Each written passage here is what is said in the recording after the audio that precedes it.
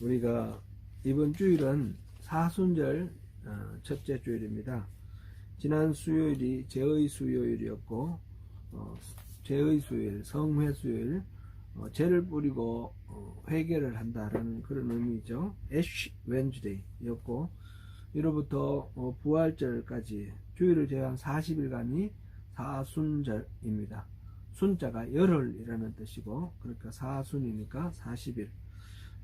40일 동안 부활절을 맞는 영적 준비를 하는 기간이고, 예수님의 십자가와 고난을 묵상하면서 육신적인 모든 욕망을 절제하는 훈련하고 철저하게 회개하는 그런 기간입니다.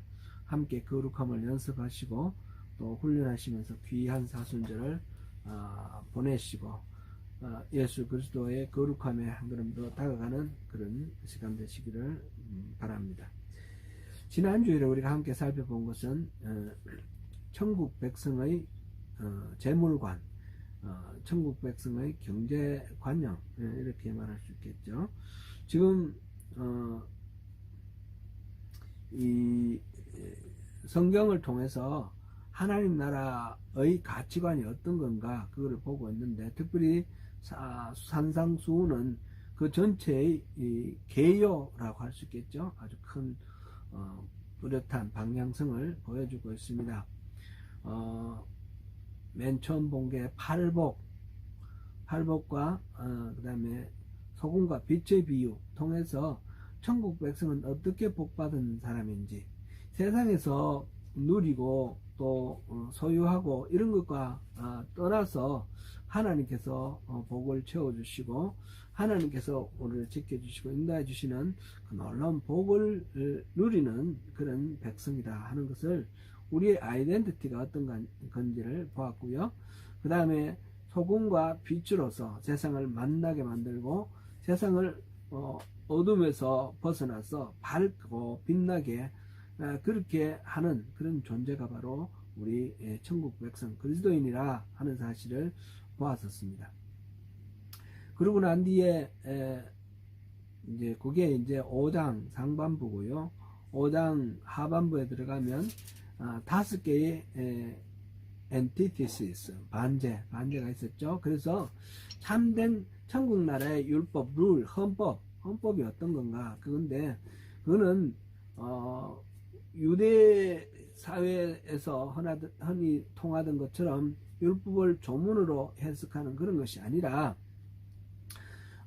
그 율법을 주신 하나님의 마음을 알고 그 하나님의 뜻에 순종하는 것. 그러니까 우리 겉으로 행동하는 어떤 행위 그 자체, 드러나는 행동 이전에 우리 마음속의 동기와 우리 마음속의 상태, 그것이 바르게 돼 있어야 되는 것이 참된 율법이다, 참된 계명이다 라는 것을 보았었죠. 그리고 6장에 들어가서 6장 상반부는 천국 백성의 경건생활, 그래서 구제와 기도와 금식에 대해서 그렇게 보았습니다. 그리고 개인적으로 천국 백성으로서 어떤 삶을 살아야지 하나님의 그 백성답게 그 거룩함을 유지할 수 있느냐 하는 측면에서 6장 상반부에는 천국 백성들의 경건생활에 대해서 보았습니다. 그리고 6장 하반부에서는 그것이 이제 사회 속에서 어떤 식으로 드러날 건가 하는 중에 가장 중요한 가치관으로서 재물관, 경제관념, 이거를 본 것입니다. 지난주에 주로 살펴본 것은 바로 이 부분이었습니다. 지난주에 우리 본 내용이 바로 너희를 죄송합니다. 지난주 성경 구절 다시 한번 외워볼까요? 오직 너희를 위하여 보물을 하늘에 쌓아두라. 거기는 좀이나 동록이 해하지 못하며 도둑이 구멍을 뚫지 못하고 도둑질을 하지 못하느니라. 이런 말씀이었습니다. 이거는 이 땅에서 먹고 사는 문제, 그에 모든 가치를 두지 말고, 가치의 우선순위를 두지 말고 하늘나라에 같이 우선순위를 두라라는 그런 말씀입니다. 가장 보배운 것을 하늘나라에 두라. 그것이 우리 물질관 경제관념에서 가장 중요한 원리가 되는 것입니다. 세상에서 잘 먹고 잘 살고 잘 누리는 그것이 아니라 하나님과의 관계 속에서 얼마나 바르게 하나님을 기쁘시게 하는 그런 관계로 서느냐라는 그런 관점에서 매사를 봐야 됩니다. 왜냐하면 모든 재물, 경제적인 그런 자원들은 다 하나님이 만드신 것이고 하나님이 주인 되시는 것입니다. 절대적으로 하나님의 것이다 라는 사실입니다. 그러므로 그 하나님의 것, 특별히 재물을 이 하나님과 겸하여 주인으로 섬길 수 없습니다. 하나님은 주인이 되는 것이고 재물은 어디까지나 하나님이 허락하시는 우리가 이 세상에 살아가는 어떤 삶을 위한 수단이고 방법입니다. 돈은 수단과 방법인 것이지 돈을 주인으로 섬기게 되면 하나님을 섬길 수가 없다라는 것입니다. 그래서 부의 위험성도 봤습니다. 거지 나사로와 아브라함의 비유를 통해서도 보았고요. 또 한 부자 청년이 예수님께 와서 영생에 대해서 물었을 때 가진 것을 다 팔아 가난한 자들에게 나눠주고 너는 나를 따르라. 그렇게 했을 때 그 청년이 슬픈 기색을 하고 돌아가는 것을 보고 이 하나님 나라의 영생을 얻는 것보다도 이 부가 더 귀하게 여겨질 수 있고 그것이 영생을 가로막는 장애가 될 수 있다 그랬습니다. 그래서 부자가 하늘나라에 천국에 들어가는 것은 낙타가 바늘길을 들어가는 것보다 더 어렵다라는 그런 비유를 하셨습니다. 그만큼 부라는 것은 수단인데 그 잘못 이해를 하면 그것이 하나님과의 관계를 깨뜨리는 그런 위험이 있다라는 것입니다. 그러므로 부에 대해서는 절대적인 그런 권위를 두지 말라, 절대성을 절대로 인정할 수 없다라는 것이 지난주에 우리가 살펴본 내용이었습니다. 모든 인생의 가치를 하나님 나라에 두고 하나님과의 관계에 두라라는 것이죠. 오늘은 이제 7장인데 7장 상반부에서는 천국 백성의 인간관계에 대해서 봅니다. 천국 백성의 가치관에서 쭉 보고 있는데 지난주는 재물관, 이제는 오늘은 인간관계. 7장 하반부는 5, 6, 7장 전체를 아우르는 결론 부분이 될 수 있겠는데 그거는 이제 실천에 관한 그런 이야기인 것으로 이렇게 요약할 수 있고 다음 주는 그 부분을 살펴보겠습니다. 천국 백성의 인간관계에서 가장 중요한 첫 번째 원리는 주님께서 상대방을 함부로 판단하고 이렇게 생각해 버리지 말고 존중하고 상대방의 입장이 되어서 이해하라라는 그런 것입니다. 우리 인간관계 속에서 그 상대에 대한 존중과 이해가 가장 기본적이라는 것을 우리 천국 백성들은 특별하게 생각을 해야 되겠습니다. 오늘 본문은 그래서 비판을 받지 아니하려거든 비판하지 말라 그런 말씀으로 시작하는데 여기서 비판한다라는 말은 criticize 어떤 일이 참인가 거짓인가 따져본다 그런 의미의 criticize가 아니라 우리 NIV 지금 영어 성경에 보면 judge라고 번역이 되어 있습니다. 다른 영어 성경에도 대부분 그렇게 번역되어 있습니다. 판단한다, 비판한다가 아니라 판단한다, 심판한다 그런 의미의 이 말입니다. 특별히 이 말은 이제 이 헬란 말 원래 쓰여진 헬란 말의 시제가 복잡한데 시제를 따져보면 이거는 부정과거형인데 크리네테라는 말로 이렇게 쓰였는데 이거는 한 번 일어나는 일입니다. 한 번 일어나는 이거는 세상 끝날에 하나님이 심판하실 것을 나타내는 그런 표현입니다. 그러니까 하나님으로부터 심판받지 아니하려거든 다른 사람들을 하나님처럼 심판하지 말라 그런 의미가 되는 것입니다. 다른 사람의 행동이나 어떤 태도나 말이나 어떤 습관이나 이런 것들에 대해서 우리가 보고 단편적인 정보를 가지고 그 사람에 대해서 결정적으로 이 사람은 이런 사람이다, 저런 사람이다, 그렇게 판단해 버리는 것은 매우 위험하다. 특별히 천국 백성의 인간관계 속에서는 매우 위험하다라는 그런 가르침이십니다. 그래서 그렇게 하지 말라는 것입니다. 이와 비슷한 말씀이 성경에 많이 나오는데, 특별히 로마서 2장 1절부터 3절까지 우리 한번 보시겠습니다.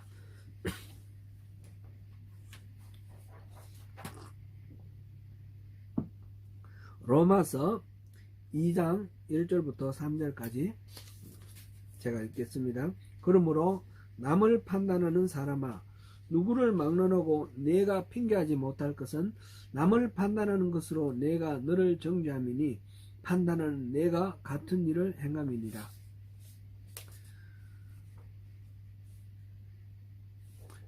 이런 일을 행하는 자에게 하나님의 심판이 진리대로 되는 줄 우리가 아노라.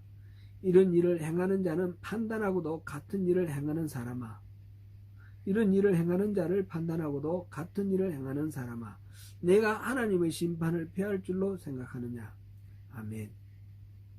이웃에 대하여 함부로 판단하고 정죄하는 것은 심판자인 하나님께서 하실 일을 가로채는 것이며, 하나님의 이 자리에 앉는 그런 거듭된 태도인 것입니다. 그러므로 다른 사람에 대해서 함부로 예단하고 판단하는 것은 천국 백성으로서는 절대 조심해야 될 금물이다라는 것이 이 말씀의 그 취지입니다. 제가 3년 전에 이 부분을 설교를 했는데 우리 홈페이지에 있으니까 참고해 주시면 좋겠고요.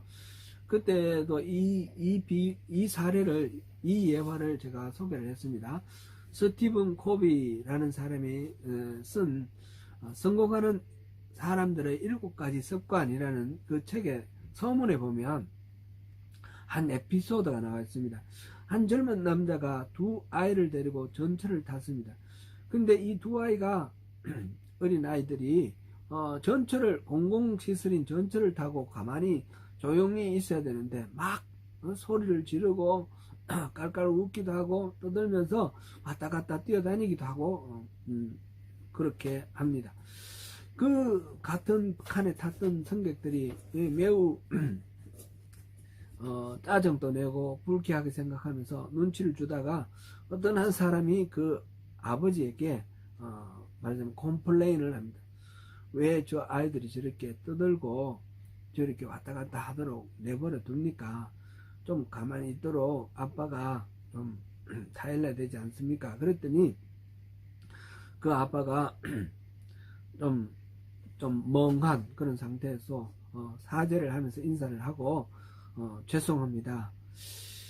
사실은 지금 방금 저 아이들 엄마가 죽어서 화장하고 돌아오는 길입니다. 엄마가 죽었는데 아이들이 저렇게 철없이 떠들고 뛰어다니며 왔다 갔다 하니 제가 어떻게 타일러야 될지 참 모르겠습니다. 그런 말을 했습니다. 그 말을 듣던 그 승객들은 일시에 모든 반응이 변화가 됩니다. 짜증내고 막 싫어하고 미워하던 그런 마음들이 싹 사라지고, 그 어린아이들, 엄마가 죽었는데도 그 의미를 모르고 저렇게 철없이 뛰어다니는 아이들, 떠들고 깔깔거리고 웃는 아이들을 바라보면서 한없는 연민함을 느끼면서 불쌍한 마음, 측은한 마음으로 바라보게 되었습니다. 그 아이들의 태도는 똑같았지만 승객들의 그 마음은 완전히 달라졌습니다. 조금 앞과 지금은 완전히 달랐습니다. 그 변수는 무엇입니까? 그 아이들이 그렇게 그 아이들의 나타나는 현상만이 아니라 그 배후에 있는 상황과 또 이런 조건, 이런 것들에 대해서 생각을 하게 되고 그것을 이해를 하게 되니까 모든 것이 용납이 되었던 것입니다. 어떤 사람과의 관계에서 겉으로 드러나는 말이나 행동으로 그 사람을 평가하고 단정해 버릴 것이 아니라 그 배후에 있는 사정이나 동기 등을 살펴보는 것이 인간관계에서는 반드시 필요합니다. 특별히 천국 백성들에게는 심판은 하나님께 맡겨야 합니다. 좀 딱 맞는 말은 아니지만 겉으로 드러나는 행색이나 또는 뭐 말이나 이런 것만으로 판단해서는 안 된다라는 그런 에피소드가 몇 가지가 생각이 납니다. 스페인의 유명한 건축가로 가우디라는 사람이 있습니다. 1852년에 태어나서 1926년에 사망을 했는데, 이 가우디가 설계하고 건축하던 그 건축물 중에 아직도 완공이 안 되어서 공사하고 있는 그런 것이 있습니다. 바르셀로나의 성가정성당은 지금 또 가우디의 설계대로 지금 공사를 하고 있는 그런 상황입니다. 이 가우디가 1926년 6월 7일 날 성당에서 미사를 드리고 나오다가 전철에 치여서 치명상을 당했습니다. 전철 운전사는 내려서 이 부상당한 사람을 보고 지저분한 차림새를 보고 노숙자라고 생각하고 그를 길 옆에 밀어내버리고 갔습니다. 그 광경을 본 사람들이 병원으로 데려가고자 택시를 세워서 태우려고 하는데 택시 운전사들이 너무 초라한 행색이기 때문에 거지라고 생각하고 태워주지 않고 가버렸습니다. 서너 대의 택시를 보내고 네 번째 운전사가 태워줘서 겨우 병원에 당도했는데, 병원에서도 두 곳이나 두 개의 병원에서 거부당하고 할 수 없이 빈민들이 치료받는 열악한 그런 시립 병원에 내려두고 갔습니다. 병원에서도 신분을 증명할 것이 없어서 방치되어 있다가 나중에 이 사람이 겨우 정신을 차리고 자기 이름을 말하자 비로소 병원 관계자들이 놀라며 가우디의 그 가족들과 친구들에게 연락을 하게 되었습니다. 서둘러 달려온 사람들은 어서 다른 병으로 옮기자고 말을 했지만 가우디는 옷차림을 보고 판단하는 이들에게, 그래서 이 거지 같은 가우디가 이런 곳에서 죽었다는 걸 보여주게 해라. 그리고 난 가난한 사람들 곁에 있다가 죽는 게 낫다. 그런 말을 남기고 결국 6월 10일 날 73세의 일기로 세상을 떠났습니다. 우리나라에서 유명한 시인 중에 천상병이라는 분이 있습니다. 그분의 시를 제가 두 번 소개해 드린 적이 있지요. 귀천, 하늘로 돌아간다. 곧 죽음을 의미하는 제목이 있죠. 그 세 연이었는데 세 번째 줄에 세 번째 연에 나 하늘로 돌아가리라. 아름다운 이 세상 소풍 끝내는 날 가서 아름다웠더라고 말하리라.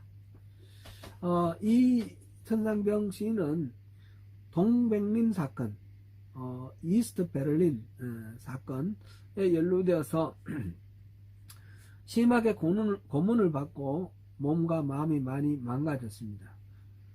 그리고 그 고통과 억울함 그런 것 때문에 술에 쩔어서 살았는데, 그분이 이렇게 아름다운 시를 썼습니다. 어느 날 이분이 실종이 되었어요. 거의 1년 동안 이분이 나타나지 않아서 알고 지내던 친구들, 지인들이 이 천상병 시인의 시를 모아서 유고집을 냈습니다. 이 사람은 이제 세상을 떠나고 없다라고 생각하고 유고집을 냈는데, 그러고 난 뒤에 이 사람이 발견이 됐어요. 정신병원에 수용된 것입니다. 자신은 아무리 멀쩡하다고 해도 믿어주지 않고 정신병원에 행여병자로 간주하고 수용했던 것입니다. 가우디나 천상병 시인의 케이스는 뭐 특별한 케이스고 오늘 본문에 꼭 맞는 말은 아니지만, 그래도 겉으로 누군가를 판단하고 평가해버리는 것이 위험하다 하는 사례로 또 생각이 나서 말씀을 드렸습니다. 오늘 본문의 취지는 사람을 대할 때 함부로 판단하고 정죄하지 말라는 것입니다. 이어지는 말씀에 따르면 자기 눈에 있는 덜보는 보지 못하고 남의 눈에 있는 티를 빼라고 한다. 그런 말을 지금 예수님께서 이어서 하시는데, 자기가 가지고 있는 엄청난 흠결, 단점, 이 잘못된 것은 보지 못하고 다른 사람들의 작은 허물을 가지고 시비를 가리고 따지고 든다라는 그런 의미이죠. 우리 속담에 똥 묻은 개가 겨 묻은 개를 나무란다, 그런 말이 있지요. 자기중심적으로 남을 쉽게 판단하는 그런 사람의 오류에 대한 지적입니다. 7절부터 11절까지는 하나님 아버지께서 우리가 구하는 기도에 응답하신다라는 그런 메시지입니다. 이 말씀은 누가복음 11장 9절에서 13절에도 등장하는데, 누가복음에 나오는 그 내용과 지금 마태복음에서 나오는 내용은 약간의 맥락이 다르다고 볼 수 있습니다. 누가복음에서는 이 본문의 내용과 비슷한 그 부분 앞쪽에 이른바 주기도문이 설명되어 있습니다.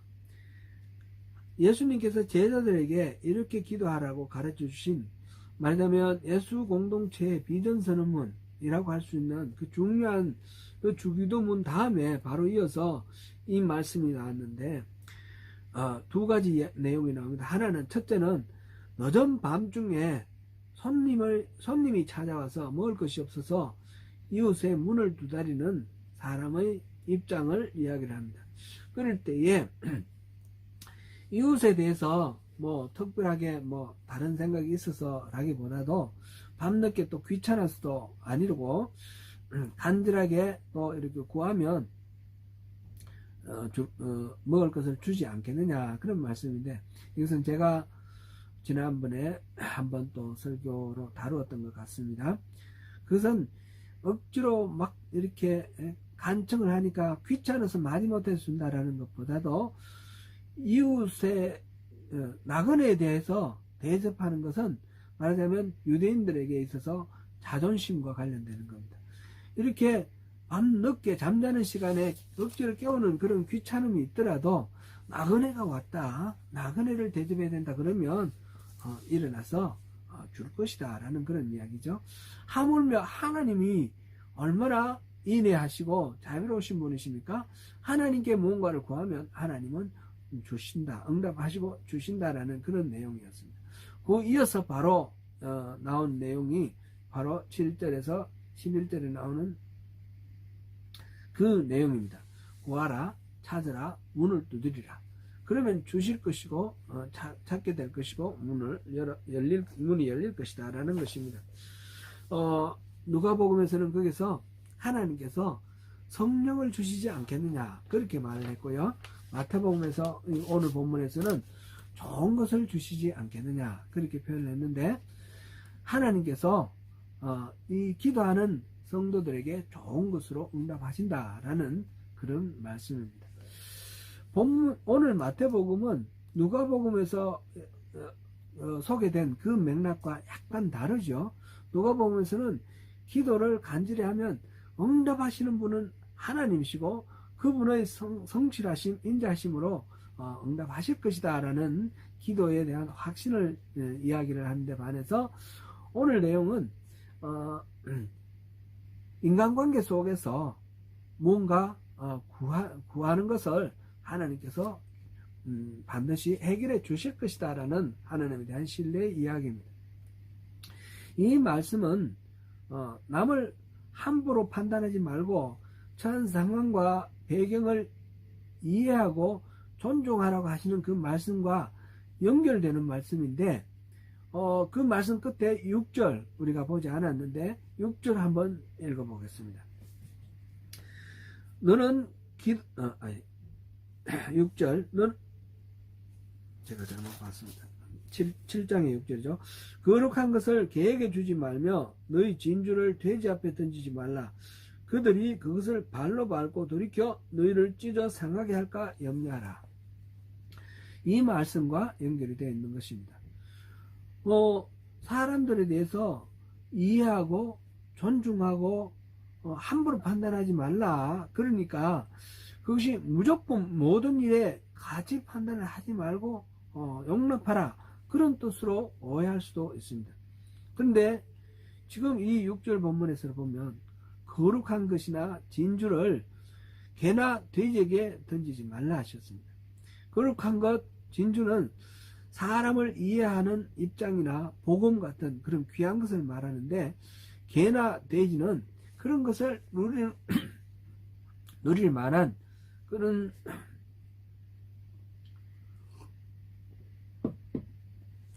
자격이 되지 않는 그런 불결하고 부정하고 완고하고 고집이 센 영적으로 어긋나 있는 그런 사람들의 상황을 이야기를 하고 있습니다. 사람을 존중하고 선대하지만 그것을 선하게 받아들이지 않고 도리어 이용하고 제멋대로 하는 비윤리적인 사람이 있습니다. 말하자면 막대 먹은 사람이 있습니다. 그런 사람에게 끊임없이 이용당하고 끊임없이 모욕당하면서 계속해서 반복해서 그렇게 잘해주고 참고 아낌없이 부어줘야 할 이유는 없다라는 그런 말씀입니다. 그러니까 문제가 하나 생깁니다. 우리가 일반적으로 겉으로 판단하고 함부로 대하지 말라라는 그 말씀하고 그 귀한 것을 개나 돼지에게 던지지 말라고 이렇게 하는 이 말씀이 서로 상충되는 말씀인데, 그 사이에 어떻게 우리가 분별을 하느냐라는 것입니다. 이 사람은 끝까지 이해하고 견뎌야 될 사람인지 아니면 그만두어야 할 사람인지, 이것을 분별할 수 있는 분별력이 필요한데, 그것을 위해서 하나님께 구하라는 것입니다. 자기중심적인 생각에서 빠져나오고 하나님의 관점에서 모든 것을 볼 수 있는 능력이 있어야 하므로 하나님이 주시는 지혜가 필요한 것입니다. 그럴 때 구하고 찾고 두드리라는 말씀입니다. 그러면 하나님이 예배하신 지혜를 주실 것이다 라는 이야기입니다. 참고로 쿰란 문서에서 이 찾다, 구하다, 여기서 사용된 이 단어들은 거의 대개가 100%는 아니지만 대부분이 하나님의 지혜를 구하라, 하나님의 지혜를 찾으라 라는 그런 용법으로 사용되는 단어들입니다. 그래서 이 찾으라, 구하라, 두드리라 라는 말은 하나님의 지혜를 찾으면 하나님은 반드시 허락하신다, 그런 말씀입니다. 그것이 누가복음에서 하나님께서 성령을 주시지 않겠느냐라는 그런 대답이 나오는데 너무 뜬금없는 대답이거든요. 근데 이런 맥락에서 보면 그게 이해가 됩니다. 하나님이 성령을 주셔서 지혜와 분별을 할 수 있도록 허락하신다라는 그런 의미가 되는 것입니다. 오늘 본문에 대해서 존 스토트는 조금 다르게 세 가지 관계에 비추어서 해석을 하고 있습니다. 1절에서 5절까지는 신자들 사이의 관계, 6절은 신자가 이단자를 대할 때의 관계, 개와 돼지로 상징되었죠. 7절에서 11절은 하나님과의 관계, 이렇게 말한다고 해석합니다. 그러나 이 모든 것들을 오늘 우리가 제목으로 삼은 천국 백성의 인간관계라는 관점에서 보면 모두가 다 이해가 됩니다. 거기에는 하나님과의 관계도 곧 이웃과의 관계에 필요한 하나님의 지혜를 구하는 기도를 중심으로 하는 관계라는 것을 볼 때에 납득이 됩니다. 구하라, 찾으라, 문을 두드리라는 것은 바로 하나님의 은혜에 의해서만 얻을 수 있는 것을 강력한 소망으로 구하는 것을 의미합니다. 그것을 점층법이라 그러죠. 점점 심화되는 구하라, 찾으라, 문을 두드리라, 그런 방식으로 간절하게 우리가 그 분별할 수 있는 영적 분별력에 대해서 우리가 간절하게 원하는 마음이 있어야지 그것을 우리가 구하게 될 것이고 그것을 우리가 얻게 될 것입니다.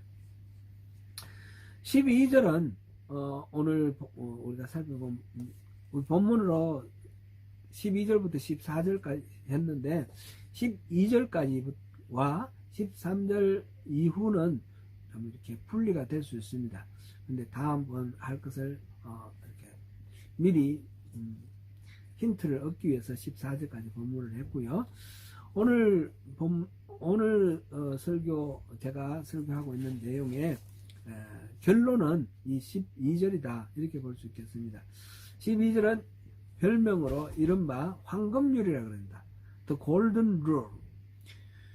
황금처럼 귀한 그런 원칙이다 그런 거죠. 주님은 이것을 율법이요 선지자다 이렇게 말씀을 맺으셨는데 성경에서 말하는 모든 율법의 핵심이다 라는 그런 의미인 것입니다. 12절 같이 읽어보고 나아가겠습니다. 그러므로 무엇이든지 남에게 대접을 받고자 하는 대로 남을 대접하라. 이것이 율법이요 선지자니라. 이와 비슷한 말씀은 여러 가지가 있습니다. AD 20년경에 예수님 당시에 유대교의 유명한 랍비로 힐렐이라는 사람이 있었습니다. 힐렐은 어떤 이방인으로부터 이런 도전을 받았는데 자기가 외다리로 서 있을 동안 율법 전체를 가르쳐주면 자기가 유대 교인이 되겠다라고 말한 것입니다. 그때에 이 힐렐이 대답을 했는데 남이 당신에게 하기를 원치 않는 일을 당신도 남에게 하지 말라. 그것이 율법의 전부요. 기타는 다 주석이다. 이렇게 답했다고 합니다. 힐렐의 수준하고 우리 예수님의 수준하고 비교가 되죠. 그래도 나름대로는 아주 탑견이다 이렇게 볼 수도 있겠습니다. 우리 동양의 고전에도 비슷한 말이 있습니다. 공자님 제자 자공이 공자님께 물었습니다. 평생을 지켜나가야 할 만한 그런 말씀이 있습니까? 그랬더니 공자님이 자공에게 대답을 했습니다. 관용이다. 용살 섯자. 관용이니 자기가 원하지 않는 것을 남에게 베풀지 않는 것이다. 기소 불욕이어든 물시어인하라 그랬습니다. 공자님 말씀도 참 훌륭합니다.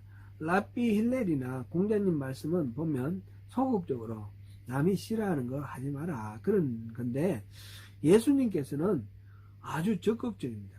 싫어하시는 거 안 하는 정도가 아니라 남이 바라고 기대하고 좋아하는 말을 해주라는 거예요. 당신이 그렇게 바라고 기대하고 좋아하는 거라면 남에게 그렇게 해주라. 이게 바로 예수님께서 말씀하시는 인간관계의 황금률입니다. 우리는 누구나 사람들로부터 이해받기를 원합니다.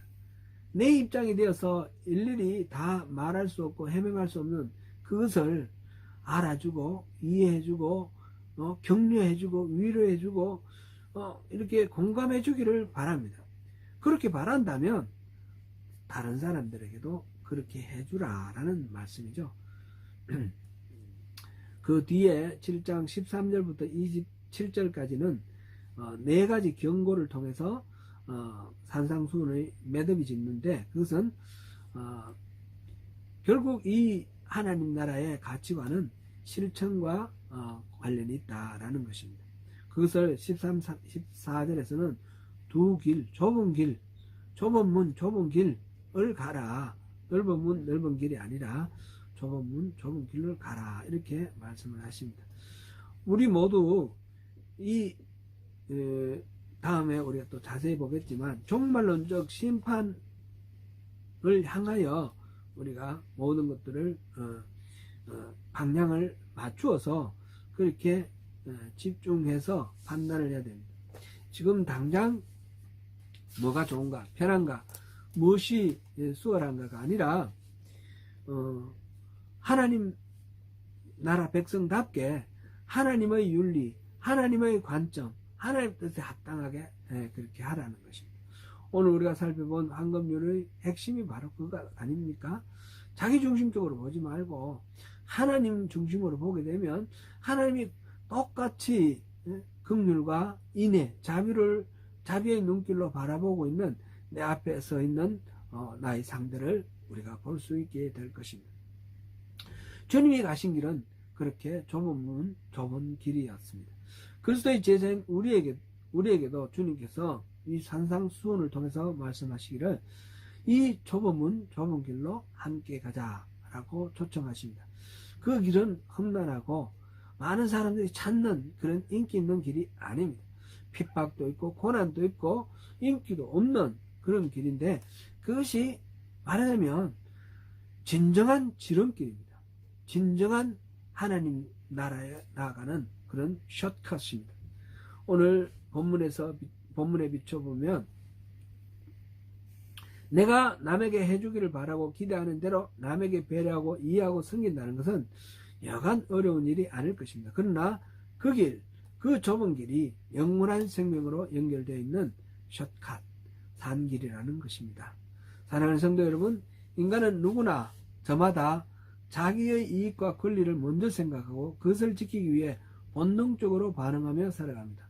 오늘 본문에서 주님은 우리가 인간관계에서 세상 사람들과 다른 특별한 가치관, 특별한 자질을 보여줄 것을 요청하십니다.